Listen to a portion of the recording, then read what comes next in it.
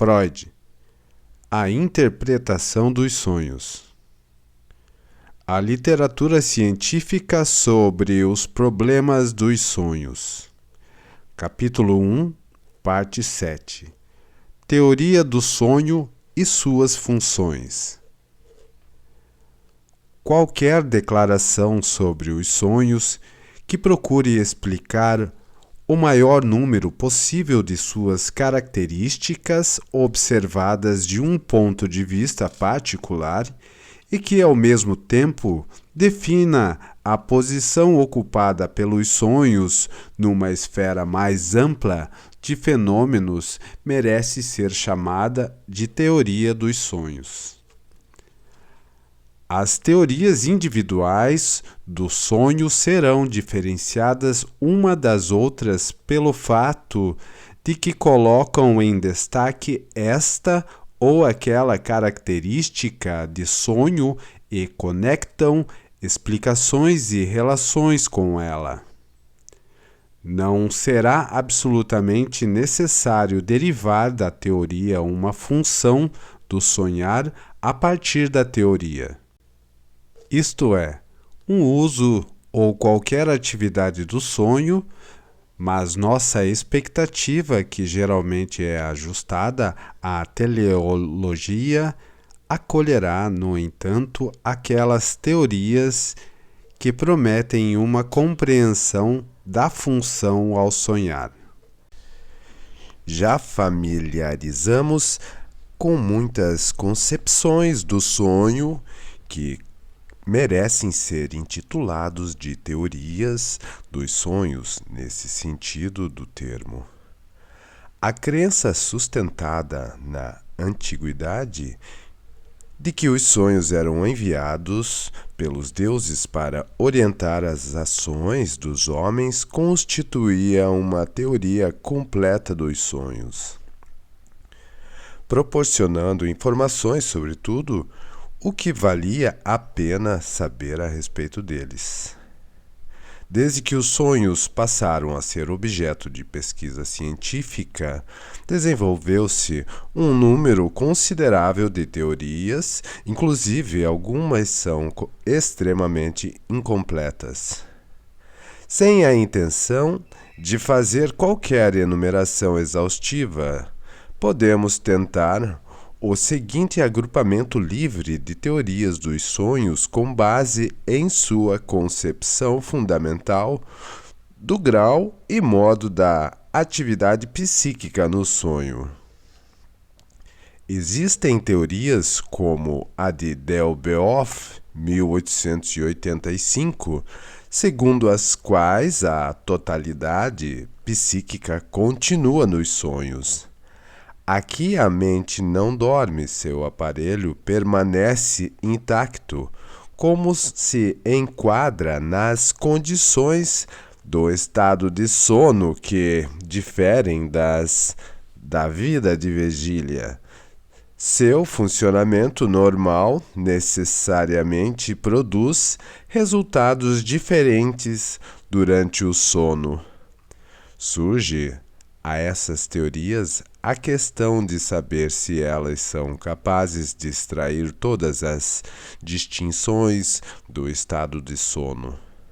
Além disso, não há nenhuma possibilidade que elas poderem sugerir qualquer função para sonhar. Elas não fornecem nenhuma razão pela qual devamos sonhar, pela qual o complexo mecanismo do aparelho psíquico deva continuar a funcionar, mesmo quando colocado em circunstâncias para as quais não parece destinar-se. As únicas reações adequadas pareceriam ser ou o sono sem sonhos, ou havendo interferência de estímulos perturbadores no despertar, e não a terceira alternativa, a de sonhar.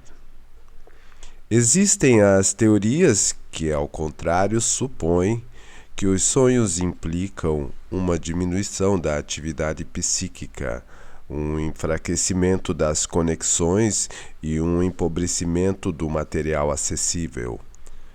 Essas teorias implicam atribuiriam-se ao sonho características inteiramente diferentes das sugeridas, por exemplo, por Delboeuf.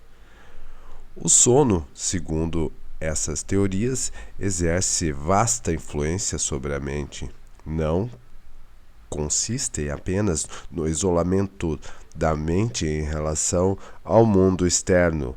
Em vez disso, ele se impõe ao mecanismo mental e o deixa temporariamente fora de uso.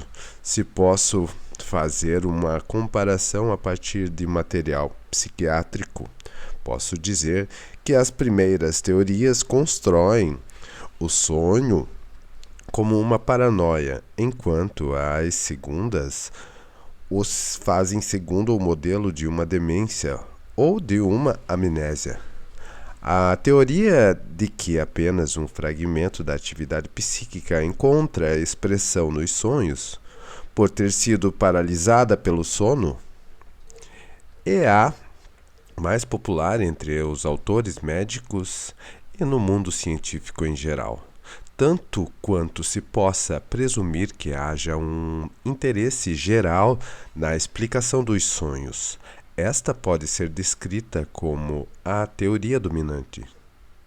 Convém notar com que facilidade essa teoria evita o pior obstáculo no caminho de qualquer explicação dos sonhos: a dificuldade de lidar com as contradições envolvidas neles. Ela encara os sonhos como o resultado de um despertar parcial. Aspas. Um despertar gradativo, parcial e ao mesmo tempo altamente anormal. Fecha aspas. Para citar um comentário de Herbart sobre os sonhos, 1892, essa teoria consegue cobrir toda uma série de atividades inferiores no sonho que se revelam em seus absurdos até a concentração total da atividade mental, seguindo uma série de estados que se tornam cada vez mais despertos até atingirem o despertar completo.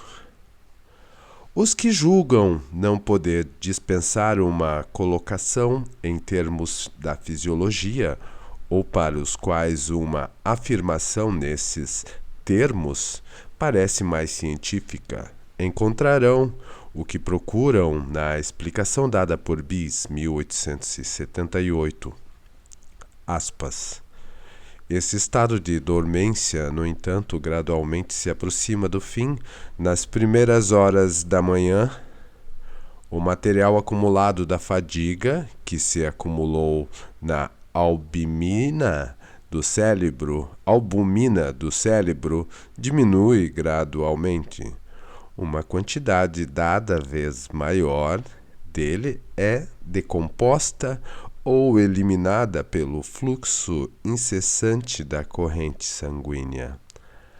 Aqui e ali, grupos isolados de células começam a despontar no estado de vigília, enquanto o estado de torpor ainda persiste em torno delas.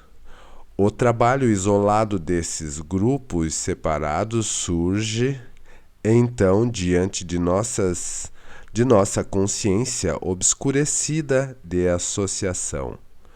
Por esse motivo, as imagens produzidas, que correspondem, em sua maior parte, a impressões materiais do passado mais recente, são concatenadas de maneira tumultuada e irregular. O número das células cerebrais liberadas cresce continuamente, enquanto a irracionalidade dos sonhos vai tendo uma redução proporcional. Fecha aspas. A concepção do sonho como um estado de vigília incompleto e parcial, se encontra sem dúvida nos textos de todos os fisiologistas e filósofos modernos. Sua exposição mais elaborada é dada por Maury, 1878. Muitas vezes é como se esse autor imaginasse que o estado de vigília ou de sono poderia mudar-se de uma região anatômica para outra, estando cada região anatômica específica ligada a uma função psíquica particular. Posso aqui apenas mencionar que, se a teoria da vigília parcial pudesse ser confirmada, restaria muito a ser realizada em sua elaboração. Essa visão não deixa dúvidas para se atribuir qualquer função ao sonhar. A conclusão lógica que dela se infere quanto à posição e ao significado dos sonhos é corretamente enunciada por Bis, 1878, aspas. Todos os fatos, como vemos, nos impelem a caracterizar o sonho como um processo físico, em todos os casos, inútil, em muitos casos, até mórbido, fecha aspas. A aplicação do termo físico em referência aos sonhos, que deve ser o destaque pelo próprio Bis, tem mais de um sentido. Em primeiro lugar, a etiologia dos sonhos, que pareceu particularmente plausível. Bis, quando ele estudou a produção experimental de sonhos mediante o emprego de substâncias tóxicas.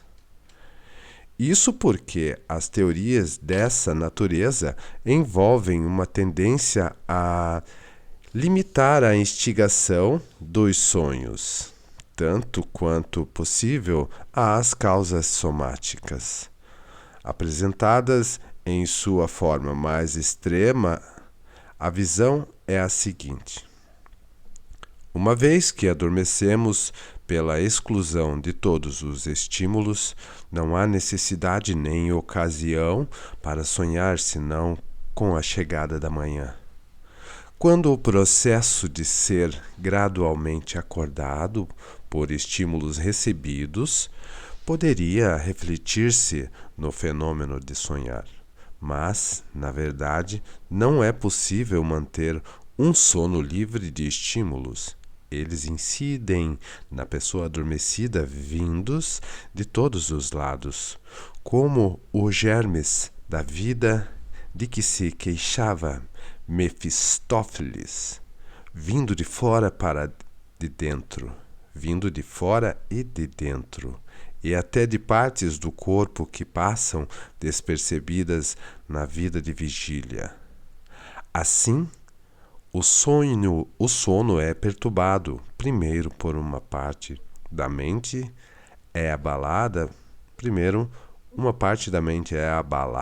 e despertada, e depois outra. A mente funciona por um breve momento com sua parte desperta e então adormece novamente. O sonho é uma reação ao estímulo que causa uma perturbação no sono. Com certeza é uma reação puramente supérflua. Designar o sonho como um processo físico que, apesar de tudo, continua sendo uma atividade do órgão mental tem ainda outro sentido. Destina-se a disputar a dignidade de um processo psíquico para o sonho. A aplicação ao sonho com muita antiga comparação dos, abre aspas, 10 dedos de uma pessoa musicalmente ignorante corresponde sobre o teclado de um instrumento, fecha aspas. talvez ilustre melhor em que estimativa a atividade do sonho foi realizada pelos representantes da ciência exata. Neste sentido, torna-se algo totalmente intraduzível, pois poderia os 10 dedos de um tocador não musical produzir qualquer música? Mesmo no passado, não faltaram críticos à teoria do estado de vigília parcial. Assim, Burdash, 1830, escreveu, aspas, se dizemos que o sonho é uma vigília parcial em primeiro lugar, isso não lança nenhuma luz sobre a vigília ou o sono. E em segundo, nada faz além de afirmar que, nos sonhos, algumas forças mentais ficam ativadas enquanto outras se acham em repouso. Mas esse tipo de variabilidade ocorre ao longo de toda a vida. Fecha aspas. Entre as teorias de sonhos existem que consideram o sonho um processo somático. Está subjacente a uma interessante hipótese formulada pela primeira vez por Robert em 1886. Ela é particularmente atraente, pois consegue sugerir uma função, uma finalidade utilitária para o sonhar. Robert extrai da observação 2 fatos que já discutimos em nossa consideração do material do sonho, a saber que é muito frequente sonharmos com as impressões diurnas mais triviais e que é muito raro transpormos para os nossos sonhos os interesses cotidianos importantes. Robert declara ser verdadeiro que as coisas que foram minuciosamente elaboradas pelo pensamento nunca se tornam instigadoras de sonhos, mas apenas as que estão em nossa mente em forma incompleta, ou que foram simplesmente tocadas de passagem por nossos pensamentos. Aspas. A razão por que costuma ser impossível explicar os sonhos é, precisamente, eles serem causados por impressões sensoriais do dia anterior que deixaram de atrair a atenção suficiente do sonhador. Fecha aspas. As condições que permitem que uma impressão chegue ao sonho são, portanto, ou que essa impressão foi perturbada em sua elaboração, ou que, sendo muito insignificante, não tem direito a tal elaboração. Robert descreve os sonhos como, aspas, um processo físico de excreção do qual nos tornamos cientes em nossa reação mental a ele, fecha aspas. Os sonhos são eliminações de pensamentos que foram cortados pela raiz. Abre aspas. Um homem privado de sua capacidade de sonhar fica, com o passar do tempo, mentalmente transtornado, pois uma grande massa de pensamentos incompletos e não elaborados e de impressões superficiais se acumulariam em seu cérebro e, por seu grande volume, estaria fadada a sufocar os pensamentos que deveriam ser assimilados em sua memória como conjuntos completos. Fecha aspas. Os sonhos possuem propriedades curativas e aliviadoras. Faríamos uma interpretação equivocada de Robert se lhe perguntássemos como pode a mente ser aliviada pelas representações nos sonhos. O que Robert faz obviamente, é interferir dessas duas características do material onírico que, de um modo ou de outro, uma eliminação de impressões sem valor se realiza durante o sono como um processo somático e que o sonhar não constitui uma modalidade especial de processo psíquico, mas apenas a informação que recebemos sobre essa eliminação. A eliminação não é o único evento que ocorre na mente à noite. O próprio Robert acrescenta que, além dela, as sugestões surgidas na véspera são trabalhadas e que todas as partes dos pensamentos são digeridos e não são expelidas, são reunidas em um todo integrado por fios de pensamento tomados de empréstimo à imaginação, inscrito na memória como uma imagem de fantasia inofensiva. Mas Robert aparece mais abertamente contra a teoria dominante em sua avaliação da natureza das fontes dos sonhos. Segundo esta última, não haveria sonho algum se a mente não fosse despertada de maneira constante sem estímulos sensoriais externos e internos. Na visão de Robert, porém, o impulso para o sonhar surgir na própria mente, no fato de ela ficar sobrecarregada e precisar de alívio, e ele inclui com perfeita lógica que as causas derivadas das condições somáticas desempenham um papel secundário como determinante dos sonhos, e que tais causas seriam inteiramente incapazes de provocar sonhos em uma mente em que não houvesse material para a construção de sonhos oriundo da consciência de vigília. A única observação que ele faz é admitir que as imagens fantasiosas que aparecem nos sonhos vindas das profundezas da mente podem ser afetadas por estímulos nervosos. Robert não encara os sonhos como sendo dependentes dos eventos somáticos. Ele afirma que os sonhos não são processos psíquicos, não têm lugar entre os processos psíquicos da vida de vigília.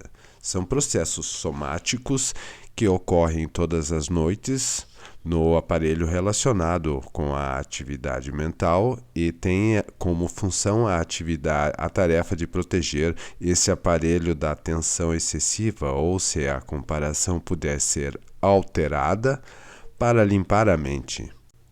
Outro autor, Yves Delage, 1891, baseia sua teoria nas mesmas características dos sonhos, tais como reveladas na escolha de seu material, e é instrutivo notar como a ligeira variação em seu ponto de vista sobre as mesmas coisas o levam a conclusões de sentido muito diferente.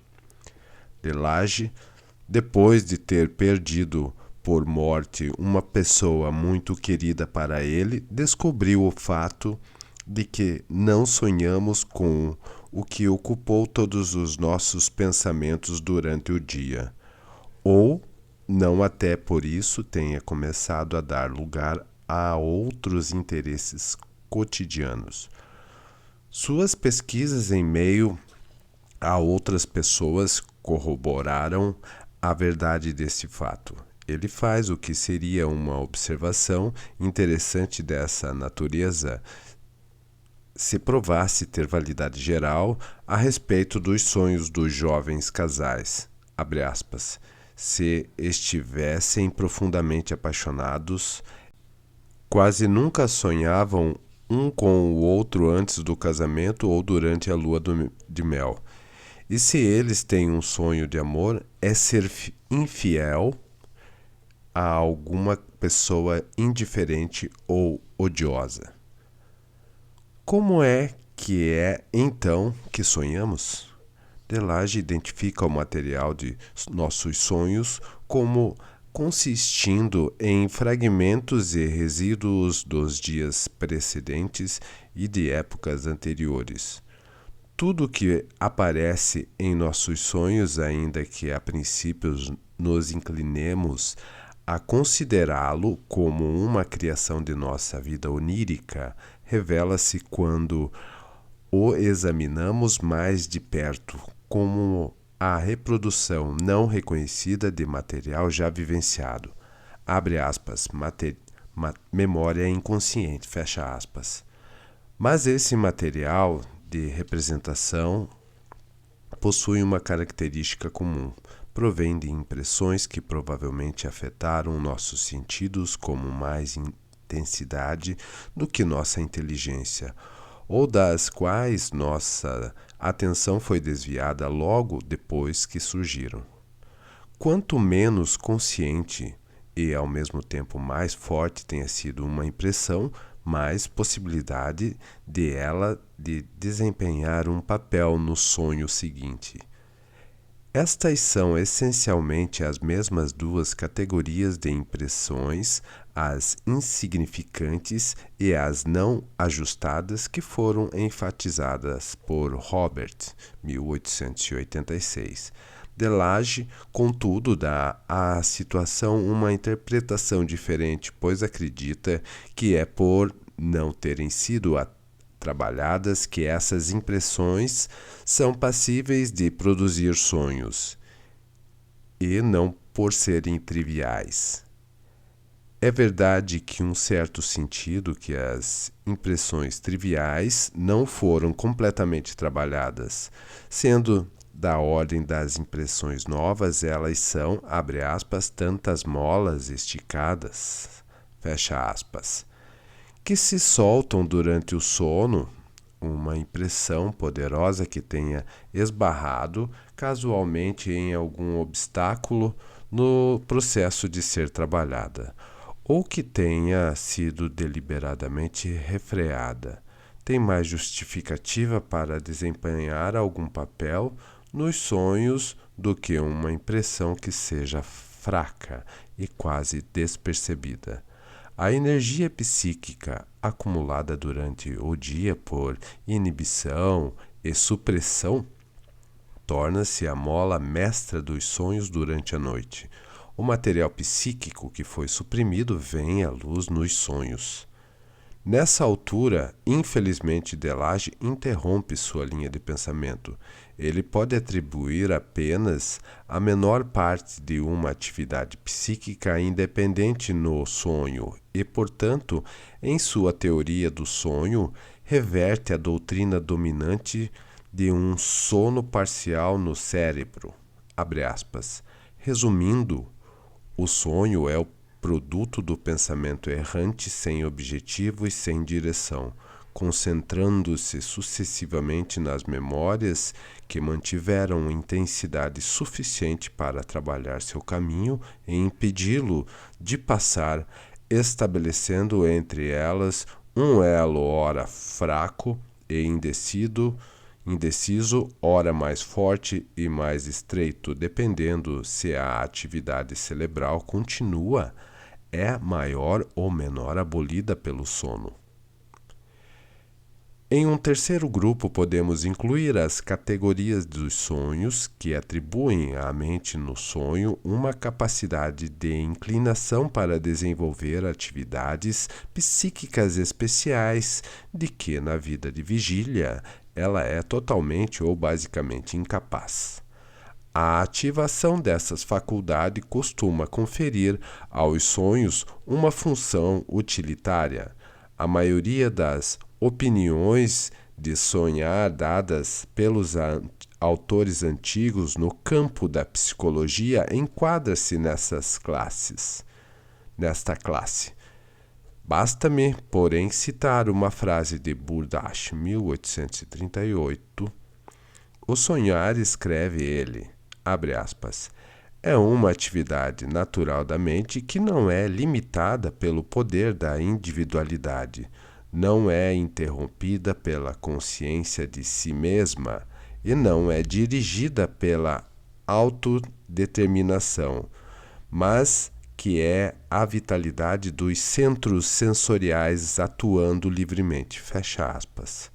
Burdash e outros aparentemente consideram essa revelação no uso livre de seus próprios poderes como um estado no qual a mente se refresca e ganha novas forças para o trabalho diurno, algo semelhante a um feriado. Assim, Burdash Ibid cita como aprovação as palavras admiráveis com que o poeta Novalis louva o reino dos sonhos. Abre aspas. Os sonhos são em um escudo contra a enfadonha monotonia da vida. Libertam a imaginação de seus grilhões para que ela possa confundir todos os quadros da existência cotidiana e interrompe a seriedade contínua dos homens adultos com uma divertida peça infantil.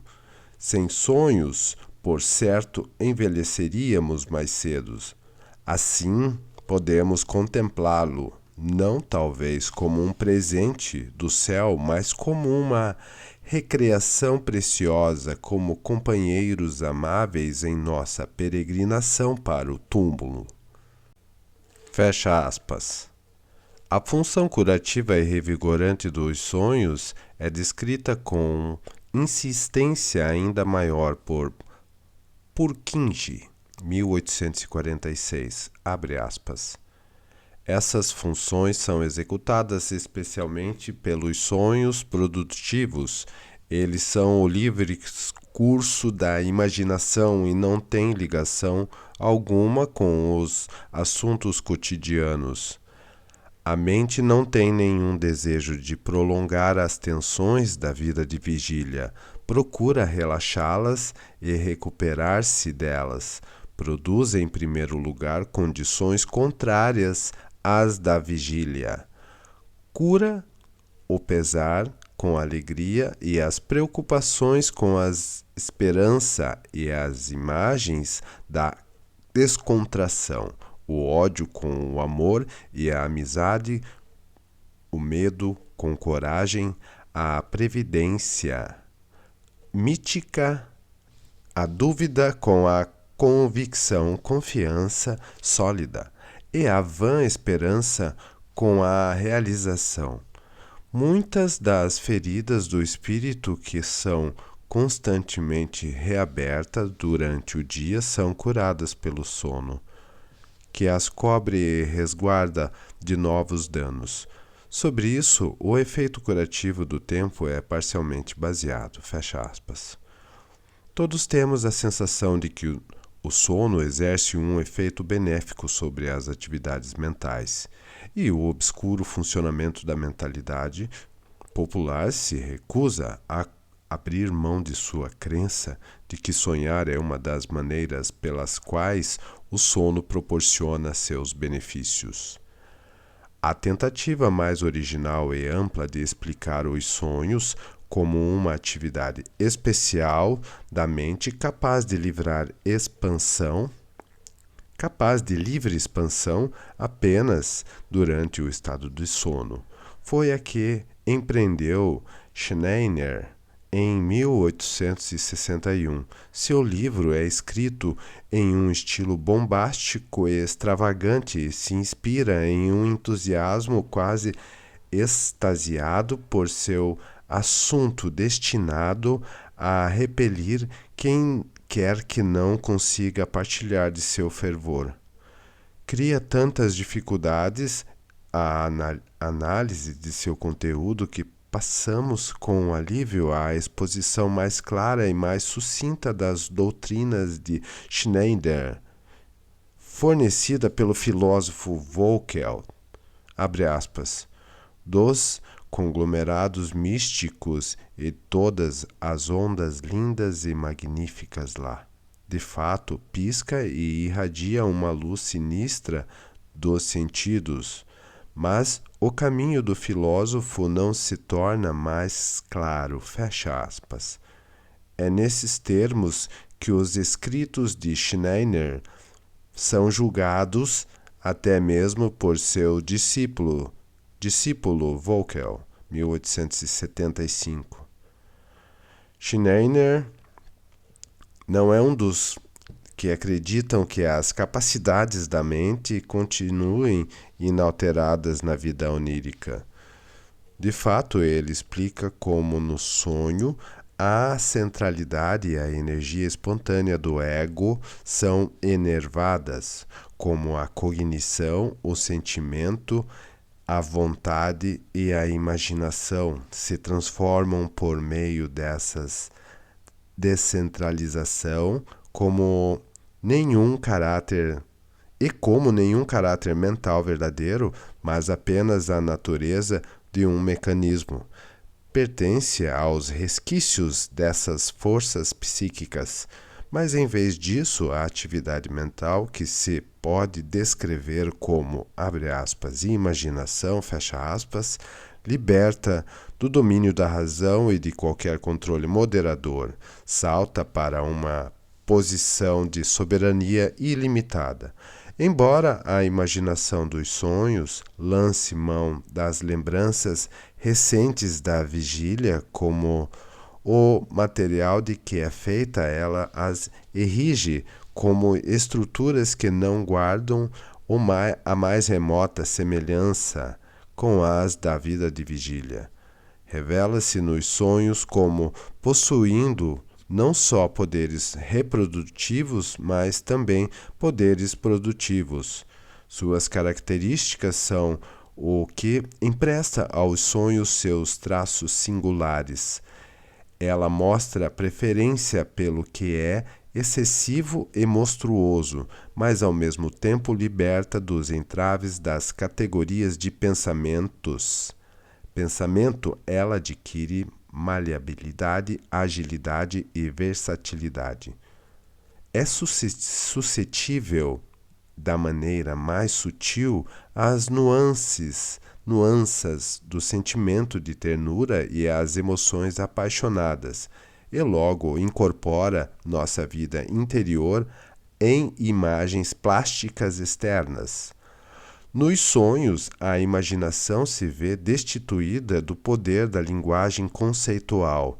É obrigada a retratar o que tem a dizer de forma pictórica e, como não há conceitos que exerçam uma influência atenuante, faz pleno e poderoso uso da forma pictórica. Assim, por mais clara que seja sua linguagem, ela é difusa e desajeitada. A clareza de sua linguagem sofre particularmente pelo fato de ela se mostrar avessa a representar um objeto por sua imagem própria, preferindo alguma imagem estranha que expresse apenas uma imagem específica dos atributos do objeto que ela busca representar. Temos aqui, abre aspas, atividade simbolizadora, fecha aspas, da imaginação. Outro ponto importante é que a imaginação dos sonhos nunca retrata as coisas completamente, mas apenas esquematiza e, mesmo assim, da forma mais rústica. Por essa razão, suas pinturas parecem esboços inspirados. Não se detém, contudo, ante a mera representação de um objeto, mas atende a uma exigência interna de envolver o ego onírico em maior ou menor grau com o objeto, assim produzindo um evento.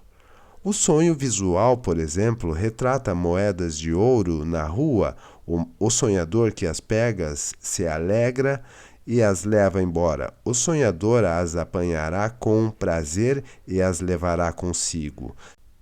Segundo Scherner, o material sobre o qual a fantasia onírica exerce sua atividade artística é preponderantemente o dos estímulos sensoriais orgânicos, que são tão obscuros durante o dia. Assim, a teoria fantástica formulada por Scherner e as doutrinas, talvez indevidamente sóbrias de Wundt e outros fisiologistas, que são opostas em outros aspectos, concordam inteiramente em suas teorias acerca das fontes e dos instigadores dos sonhos. Mas, de acordo com a teoria fisiológica, porém, a reação mental aos estímulos somáticos internos esgota-se na provocação de certas representações apropriadamente aos estímulos. Essas representações dão lugar a outras por vias associativas, e, nesse ponto, o curso dos eventos psíquicos dos sonhos parece chegar ao fim. Segundo Scherner, por outro lado, os estímulos, por suas finalidades imaginativas. Para Scherner, a formação do sonho só começa onde termina na concepção dos outros. O que a imaginação onírica faz aos estímulos somáticos não pode ser considerada proposital. Ela os desloca de um lado para o outro e retrata as fontes orgânicas que surgirão os estímulos do sonho e causa numa espécie de simbolismo plástico. De fato, Scherner mantém a opinião, não compartilha com Volkel e outros, de que a fantasia onírica tem certa representação favorita para todo o organismo. Essa representação seria a casa. Felizmente, porém, não parece restringir-se esse método único de representação. Por outro lado, pode valer-se de toda uma fileira de casas para indicar um único órgão, por exemplo. Uma rua muito longa, repleta de casas, pode representar um estímulo proveniente dos intestinos. Além disso, partes isoladas de uma casa podem representar partes separadas do corpo. Assim, em um sonho causado por uma dor de cabeça, a cabeça pode ser representada pelo teto do quarto, coberto de aranhas repelentes e semelhantes a répteis. Deixando de lado esse simbolismo da casa, inúmeros outros tipos de coisas podem ser empregados para representar as partes do corpo de que surgiu o estímulo para o sonho. Abre aspas. Assim, o pulmão que respira será simbolicamente representado por uma fornalha flamejante, com chamas a crepitar com um som semelhante ao da passagem de ar. O coração será representado por caixas ou cestas ocas, a bexiga por objetos redondos em forma de sacos ou, mais genericamente, por objetos ocos. Um sonho causado por estímulos oriundos dos órgãos sexuais masculinos poderá fazer com que o sonhador encontre na rua a parte superior de uma clarinete, ou a boquilha de um cachimbo, ou ainda um pedaço de pele de animal. Aqui o clarinete e o cachimbo representam forma aproximada de um órgão masculino, enquanto a pele representa os pelos pubianos. No caso de um sonho sexual em uma mulher, o espaço estreito em que as coxas se unem poderá ser representado por um pátio estreito cercado de casas, enquanto a vagina será simbolizada por uma ilha lisa, escorregadia e muito estreita, que atravesse o pátio, de onde a sonhadora terá que passar, talvez para levar uma carta a um cavalheiro. Fecha aspas. Volkel, 1875, É de especial importância que, ao final dos sonhos, como esses com um estímulo somático, a imaginação onírica muitas vezes ponha de lado seu véu, como se fosse revelado abertamente o órgão em causa, a sua função. Assim, um sonho, abre aspas, com um estímulo dental, fecha aspas, costuma terminar com uma imagem do sonhador arrancando um dente da sua boca. A fantasia onírica pode não apenas dirigir sua atenção para a forma do órgão estimulante, mas igualmente simbolizar a substância contida nesse órgão. Dessa maneira, um sonho de um estímulo intestinal pode levar o sonhador a percorrer ruas lamacentas, enquanto um sonho com um estímulo urinário talvez o conduza a um curso d'água espumosa. Ou então um estímulo com tal a natureza da excitação que ele produz ou o objeto que ele deseja pode ser simbolicamente representado. Ou talvez o ego onírico entre as relações concretas com o estímulo de seu próprio estado, por exemplo. No caso de estímulos dolorosos, o sonhador poderá empenhar-se em uma luta desesperada com cães ferozes e touros selvagens. Ou uma mulher que tenha um sonho sexual poderá ver-se perseguida por um homem nu. Independente da riqueza dos meios que emprega, a atividade simbolizadora da imaginação permanece como a força central de todos os sonhos. A tarefa de penetrar mais fundo na natureza dessa imaginação e de encontrar um lugar para ela em um sistema de pensamento filosófico é proposto por Volkelt, 1875, nas páginas de seu livro. Embora este seja bem escrito e dotado de sensibilidade, continua a ser extremamente difícil de compreender por qualquer um cuja formação anterior não o tenha preparado para a compreensão simpática dos modos filosóficos de pensamento. Scherner não relaciona nenhuma função útil com a atividade da fantasia simbolizante nos sonhos. A mente se entretém no sono com os estímulos que incidem sobre ela. Pode-se presumir que lida com eles maliciosamente, mas também me poderia perguntar se meu exame profundo na teoria de Scherner sobre os sonhos atende a alguma finalidade útil, já que seu caráter arbitrário e sua desobediência a todas as regras da pesquisa parecem óbvio demais. Como resposta, eu poderia registrar um protesto contra a arrogância que descartaria a teoria de Scherner sem examiná-la. Sua teoria se fundamenta na impressão causada pelos sonhos em um homem que os considerou com extrema atenção e que parece ter tido um talento especial, pessoal, para pesquisar as coisas obscuras da mente. Além disso, ela trata sobre um assunto que por milhares de anos tem sido considerado para a humanidade como misterioso, mas também como importante em si mesmo e em suas implicações. Um assunto para cuja elucidação a ciência exata, segundo ela própria admite, pouco tem contribuído, salvo por uma tentativa em oposição direta ao sentimento popular de negar-lhe qualquer sentido ou importância.